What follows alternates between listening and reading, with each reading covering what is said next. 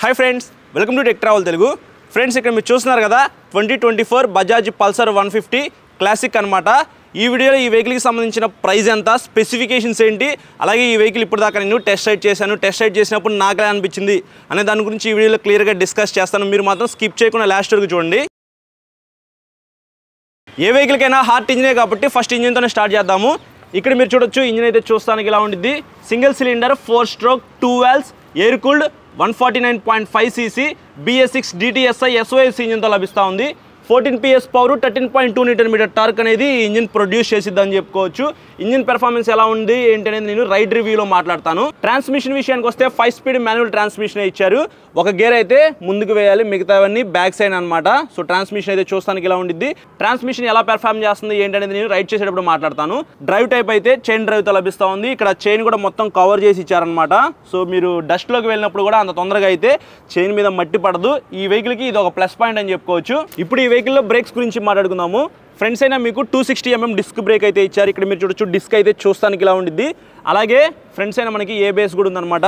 ABS ring కూడా ఇక్కడ మీరు చూడొచ్చు। ఈ వెహికల్లో సింగిల్ ఛానల్ ఏబిఎస్ అయితే ఇచ్చారని చెప్పుకోవచ్చు। సేఫ్టీ పరంగా ఇది ఒక ప్లస్ పాయింట్ అనమాట। బ్యాక్ సైడ్ బ్రేక్స్ గురించి మాట్లాడుకున్నట్లయితే 130 mm డ్రమ్ బ్రేక్ అయితే ఇచ్చారనమాట। ఇక్కడ మీరు చూస్తున్నారు కదా, ఇది RLP సెన్సార్ అని చెప్పుకోవచ్చు। సో ఈ సెన్సార్ వల్ల మనకు ఉపయోగం ఏంటంటే మీరు స్పీడ్గా వెళ్ళినప్పుడు సడన్గా బ్రేక్ వేశారనుకో ఈ వీల్ అనేది స్కిడ్ అవ్వకుండా అలాగే ఇట్లా పైకి లెగవకుండా హెల్ప్ అవుతుంది అనమాట।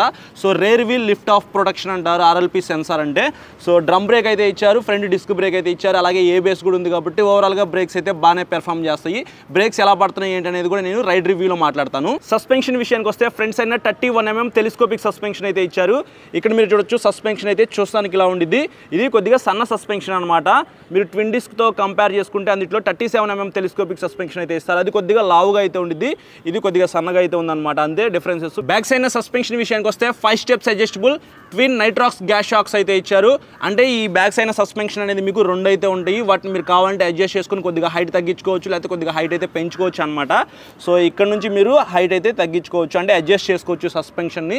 బ్యాక్ సైడ్ 2 షాక్ అబ్జర్వర్స్ ఇచ్చారు కాబట్టి కొద్దిగా హెవీ వెయిట్ పర్సన్స్ ఉన్న వాళ్ళు కూర్చున్నా సరే మీకు బాగానే మేనేజ్ చేస్తాయి। ఫ్రెండ్స్ ఇప్పుడు టైర్స్ అండ్ వీల్స్ గురించి మాట్లాడుకున్నట్లయితే 70 నుంచి LI వీల్స్ విత్ ట్యూబ్లెస్ టైర్స్తో ఈ వెహికల్ అయితే లభిస్తూ ఉందన్నమాట। ఫ్రంట్ 80/100 సెక్షన్ టైర్ అయితే ఇచ్చారు। ఫ్రంట్ టైర్ అయితే కొద్దిగా సన్నగా ఉండిద్ది అని చెప్పుకోవచ్చు, టైర్ కూడా చూస్తానికి ఇలా ఉండిద్ది। బ్యాక్ సైడ్ 100/90 సెక్షన్ టైర్ అయితే ఇచ్చారనమాట। బ్యాక్ సైడ్ కొద్దిగా వైడ్ టైర్తోనే లభిస్తూ ఉందని చెప్పుకోవచ్చు। కానీ మీకు ట్విన్ డిస్క్లో చూసుకున్నట్లయితే 120 సెక్షన్ టైర్ అయితే ఇస్తారు, అది ఇంకా వైడ్ అనమాట। ఆ టైర్స్ గ్రిప్ అయితే చాలా బాగుండిద్ది। బట్ ఇది single disc single seat variant కాబట్టి మనకి సిటీలో తిరగడానికి డిజైన్ చేసిన టైర్స్ అని చెప్పుకోవచ్చు। ఈ టైర్స్ వల్ల మనకి కొద్దిగా మైలేజ్ అయితే ఎక్కువ వస్తుంది, కానీ మీరు హైవే మీద ఎక్కువ స్పీడ్ వెళ్ళినప్పుడు టైర్స్ గ్రిప్ అయితే అంతగా ఉండకపోవచ్చు అనమాట। ఫ్రెండ్స్ ఇప్పుడు మనం డైమెన్షన్స్ గురించి మాట్లాడుకుందాము। అందులో మోస్ట్ ఇంపార్టెంట్ వచ్చేటప్పటికి గ్రౌండ్ క్లియరెన్స్ అనమాట। 165 mm గ్రౌండ్ క్లియరెన్స్ అయితే ఇచ్చారు। ఇక్కడ మీరు చూడొచ్చు ఇక్కడ నుంచి ఇక్కడికి డిస్టెన్స్ అనేది 165 mm అయితే ఉండిద్ది। సో గ్రౌండ్ క్లియరెన్స్ పరంగా చూసుకున్నట్లయితే మన ఇండియన్ రోడ్స్కి మినిమం 160 అయితే ఉండాలన్నమాట। అలా చూసుకున్నట్లయితే ఇందులో ఇంకా 5 mm అనేది ఎక్కువ ఉంది కాబట్టి అంత తొందరగా స్పీడ్ బ్రేకర్స్ దగ్గర తగలదు। ఇంకా 785 mm సీట్ హైట్ అయితే ఇచ్చారు। మినిమం 5.4 5.5 హైట్ ఉన్న వాళ్ళని సరే ఈజీగా రైడ్ చేయొచ్చు। సో ఇక్కడ నుంచి ఇక్కడికి మీకు సీట్ హైట్ అయితే కొంచెం తక్కువే ఉందని చెప్పుకోవచ్చు। సో ఇప్పుడు నేను 5'8" హైట్ అయితే ఉంటాను। సో నాకైతే కాళ్ళు ఈజీగానే కింద అందుతున్నాయి అనమాట, సెంటర్ స్టాండ్ వేసింది। సో నాకైతే కాళ్ళు ఈజీగానే అందుతున్నాయి। ఒకవేళ 5.4 హైట్ ఉన్న వాళ్ళని సరే ఈ వెహికల్ ఈజీగానే రైడ్ చేయొచ్చు, ఇబ్బంది అయితే ఏం లేదు। ఇంకా ఫ్యూయల్ కెపాసిటీ విషయానికి వస్తే మెటల్ ఫ్యూయల్ ట్యాంక్ అయితే ఇచ్చారు, 15 లీటర్స్ అయితే పట్టిద్ది దీంట్లో।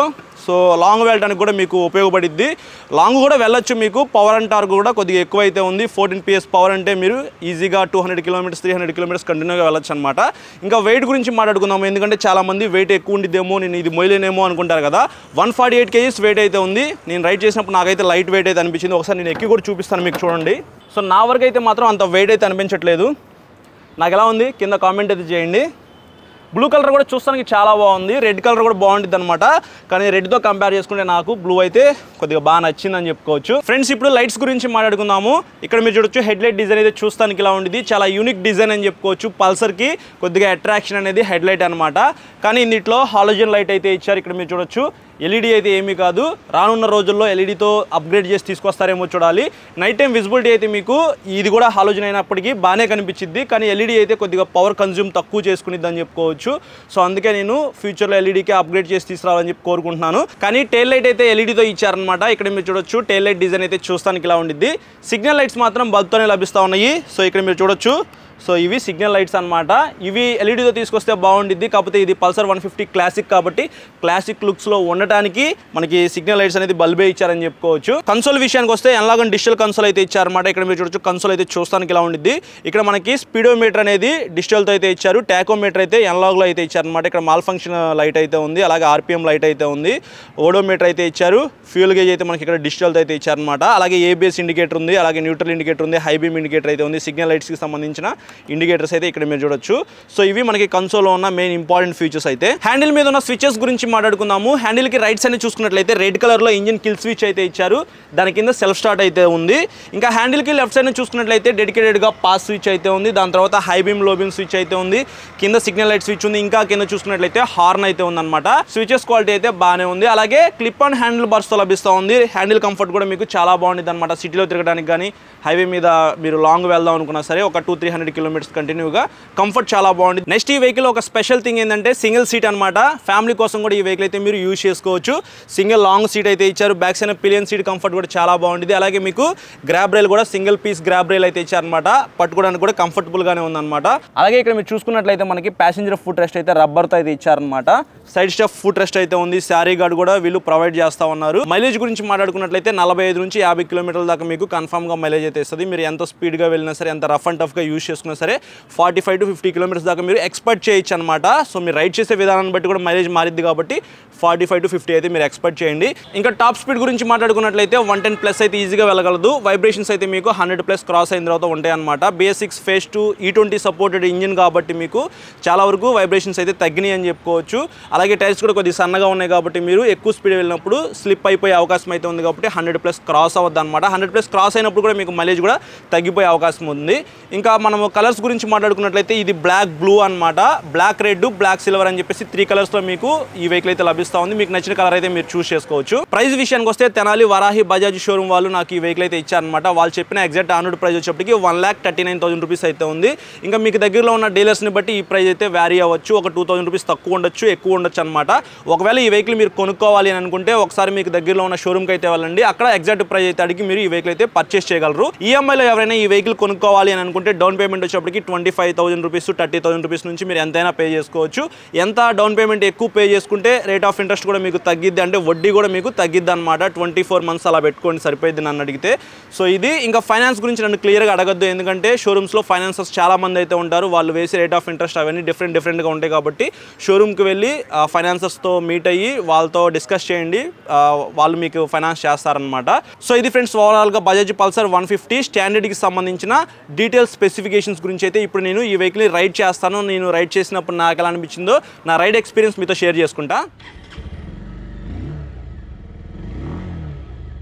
ఫ్రెండ్స్ ఇది 2024 బజాజ్ పల్సర్ 150 స్టాండర్డ్ వేరియంట్ అనమాట, అంటే సింగిల్ సీట్ వేరియంట్ అని చెప్పుకోవచ్చు. ఈ వెహికల్ని ఇప్పుడు నేను టెస్ట్ రైడ్ చేస్తున్నాను, నాకు ఎలా అనిపించిందో చెప్తాను, జాగ్రత్తగా వినండి. ఫస్ట్ వెహికల్ మీద ఎక్కి కూర్చోగానే నేను అబ్జర్వ్ చేసింది ఏంటంటే కంఫర్ట్ అనమాట. సింగిల్ సీట్ అయితే ఇచ్చారు కాబట్టి సీట్ కంఫర్ట్ అయితే చాలా బాగుంది. అలాగే క్లిప్ ఆన్ హ్యాండిల్ బార్స్తో లభిస్తూ ఉంది కాబట్టి హ్యాండిల్ కంఫర్ట్ బాగుంది. అలాగే రైడింగ్ కంఫర్ట్ కూడా చాలా బాగుంది ఈ వెహికల్లో.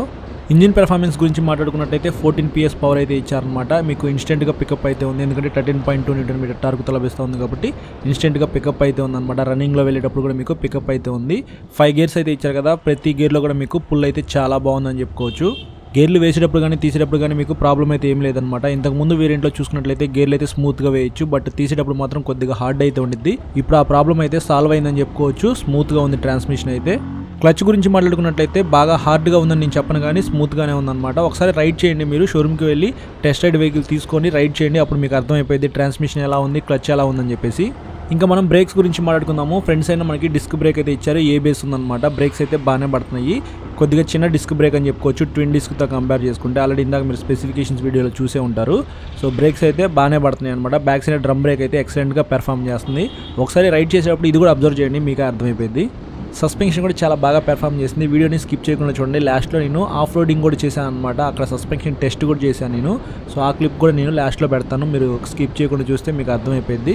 సస్పెన్షన్ అయితే మాత్రం బాగానే పెర్ఫామ్ చేసింది. పెద్ద పెద్ద గుంతలు వచ్చినప్పుడు కూడా నాకు టక్కని అలా తగలకుండా అయితే స్మూత్గా అయితే పెర్ఫామ్ చేసింది అనమాట. సో ఒకసారి మీరు ఇట్లాంటి ఆఫ్ రోడ్కి కూడా వెళ్ళి చెక్ చేసేసుకోండి, మీకు అర్థమైపోయింది సస్పెన్షన్ ఎలా ఉంది ఏంటనేది. అలాగే హైవే మీద నేను కొద్దిగా స్పీడ్గానే వెళ్ళాను. షోరూమ్ వాళ్ళు వెహికల్ ఇచ్చేటప్పుడు స్పీడోమీటర్ అనేది డిస్కనెక్ట్ చేసి ఇచ్చారనమాట. అందుకే నేను ఎంత స్పీడ్ వెళ్తున్నానో మీకు అక్కడ స్పీడోమీటర్లో అయితే చూపించట్లేదు, 0 అని చెప్పి చూపిస్తుంది కదా. సో స్పీడోమీటర్ అనేది డిస్కనెక్ట్ చేశారనమాట. లేకపోతే నేను ఎంత స్పీడ్ వెళ్ళానో మీకు అక్కడ క్లియర్గా చూపించేది. నేను కొద్దిగా స్పీడ్గానే వెళ్ళాను అనమాట, ఎందుకంటే టైర్స్ గ్రిప్ చెక్ చేద్దామని చెప్పేసి. కొద్దిగా సన్న టైర్లు అయితే ఇచ్చారు కదా, ఏమైనా స్లిప్ అయిపోయిద్దేమో అని చెప్పేసి కొద్దిగా స్పీడ్గానే వెళ్ళాను అనమాట. అయినప్పటికీ నాకు టైర్స్ గ్రిప్ అయితే ఓకే అనిపించింది. ఎక్సలెంట్గా ఉందని నేను చెప్పను, ఎందుకంటే సన్న టైర్లు అయితే ఇచ్చారు. ఒక్కొక్కసారి స్కిడ్ అయిపోయే అవకాశం అయితే ఉందన్నమాట. ఇది సిటీలో తిరగడానికి, చిన్న షార్ట్ రైడ్స్కి వెళ్ళడానికి చాలా బాగుంటుంది అనమాట ఈ వెహికల్ అయితే. హైవే మీద 3 డిజిట్స్ వెళ్ళేటప్పుడు కొద్దిగా జాగ్రత్తగా వెళ్ళండి. గ్రౌండ్ క్లియరెన్స్ చెక్ చేద్దామని చెప్పేసి ఆఫ్ రోడ్లో కొద్దిగా స్పీడ్గానే వెళ్ళాను, ఎందుకంటే దీంట్లో 165 mm గ్రౌండ్ క్లియరెన్స్ అయితే ఇచ్చారు కదా. సో నేను రైడ్ చేసినప్పుడు మాత్రం కింద ఎక్కడ తగలలేదన్నమాట, బాగానే పెర్ఫామ్ చేసింది. మీకు నెక్స్ట్ క్లిప్స్ అయితే వస్తాయి, మొత్తం చూడండి మీకే అర్థమైపోయింది. 15 లీటర్స్ ఫ్యూయల్ కెపాసిటీ అయితే ఇచ్చారు. ఇది మెటల్ ఫ్యూయల్ ట్యాంక్ అని చెప్పుకోవచ్చు. సో హ్యాపీగా మీరు ఫుల్ ట్యాంక్ చేసేసుకొని లాంగ్ రైడ్ అయితే చాలా దూరం అయితే వెళ్ళొచ్చు అనమాట. చాలామంది కామెంట్స్ అయితే చేస్తారు పల్సర్ 150 మీద కంటిన్యూగా ఎన్ని కిలోమీటర్స్ వెళ్ళొచ్చు అని చెప్పేసి. మీరైతే మాత్రం కంటిన్యూగా 150-200 కిలోమీటర్స్ అయితే ఈజీగా వెళ్ళిపోవచ్చు. కాకపోతే నా సజెషన్ వచ్చేప్పటికి చిన్న బ్రేక్స్ తీసుకుంటూ వెళ్ళండి బ్రో, అప్పుడే మీరు చాలా దూరం అయితే వెళ్ళొచ్చు. వెహికల్కి కూడా కొద్దిగా రెస్ట్ అయితే దొరికింది. అలాగే వెహికల్ రైడ్ చేస్తున్నంతసేపు నాకు వెయిట్ అయితే ఏమీ అనిపించలేదు, కానీ మీరు వెహికల్ మీద ఎక్కి కూర్చోగానే కొద్దిగా వెయిట్ అయితే ఫీల్ అవుతారనమాట. బట్ రైడ్ చేసేటప్పుడు మీకు అంత ఎక్కువ వెయిట్ అయితే అనిపించదు. ఒకసారి రైడ్ చేసేటప్పుడు ఇది కూడా అబ్జర్వ్ చేయండి. సో ఇది ఫ్రెండ్స్ ఓవరాల్గా మెయిన్ కీ పాయింట్స్ అయితే నేను రైడ్ చేసినప్పుడు అబ్జర్వ్ చేసినవి. దీన్ని బట్టి మీకు క్లారిటీ అయితే వచ్చిందని చెప్పేసి అనుకుంటున్నాను. ఫ్రెండ్స్ చూశారు కదా, ప్రైస్ గురించి, స్పెసిఫికేషన్స్ గురించి, అలాగే ఈ వెహికల్ నేను రైడ్ చేసినప్పుడు నాకు అనిపించిందో మీకు క్లియర్గా ఎక్స్ప్లెయిన్ చేశానని చెప్పేసి అనుకుంటున్నాను. ఇంకా ఈ వెహికల్ ఎవరు కొనుక్కోవాలి అనే దాని గురించి మాట్లాడుకుందాము. 1,39,000 రూపీస్లో ఇంత పవర్ అండ్ టార్క్ ఉన్న వెహికల్ బజాజ్ పల్సర్ 150 అనమాట. సింగిల్ సీట్తో లభిస్తూ ఉంది కాబట్టి మీకు ఫ్యామిలీ కోసం కూడా ఈ వెహికల్ని యూజ్ చేసుకోవచ్చు. కొద్దిగా మైలేజ్ కూడా ఎక్కువ వచ్చే వెహికల్ ఇదే అనమాట. ఫ్రెండ్స్ అయినా మీకు డిస్క్ బ్రేక్ అయితే ఇచ్చారు, ఏబిఎస్తో లభిస్తూ ఉంది. సో మీకు సేఫ్టీ పరంగా కూడా అదొక ప్లస్ పాయింట్ అని చెప్పుకోవచ్చు. ఎయిర్ కూల్ ఇంజిన్తో లభిస్తూ ఉంది కాబట్టి పెద్ద మెయింటెనెన్స్ అయితే ఏమీ ఉండదు. 2,500 నుంచి 3,000 కిలోమీటర్స్ లోపు మీరు ఇంజిన్ ఆయిల్ మార్చుకుంటే సరిపోయింది అనమాట. సో ఇది ఫ్రెండ్స్ ఓవరాల్గా ఈ వెహికల్కి సంబంధించిన ఫుల్ డీటెయిల్స్ అయితే. ఈ వీడియో నచ్చితే మాత్రం లైక్ చేసి మీ ఫ్రెండ్స్ అందరికీ షేర్ చేయండి. మీకు ఏమైనా డౌట్స్ ఉన్నాయి అనుకోండి, ఇన్స్టాగ్రామ్లో ఫాలో అయిన తర్వాత మెసేజ్ చేయండి. నేను మెసేజ్ చూస్తే మీకు ఖచ్చితంగా రిప్లై అయితే ఇస్తాను. అలాగే చాలా మంది సబ్స్క్రైబ్ చేయకుండా చూస్తున్నారు కాబట్టి సబ్స్క్రైబ్ చేసుకుని పక్కన బెల్ ఐకాన్ అయితే క్లిక్ చేయండి. Thank you.